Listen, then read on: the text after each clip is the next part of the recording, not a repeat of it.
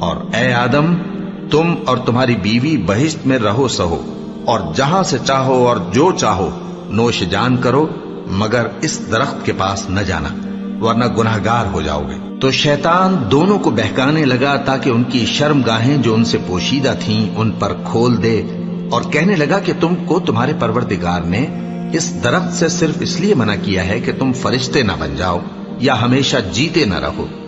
اور ان سے قسم کھا کر کہا کہ میں تو تمہارا خیر خواہ ہوں۔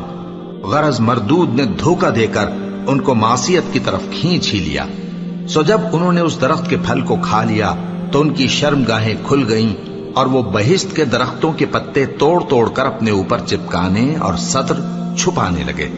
اور ان کے پروردگار نے ان کو پکارا کہ کیا میں نے تم کو اس درخت کے پاس جانے سے منع نہیں کیا تھا، اور جتا نہیں دیا تھا کہ شیطان تمہارا کھلم کھلا دشمن ہے؟ دونوں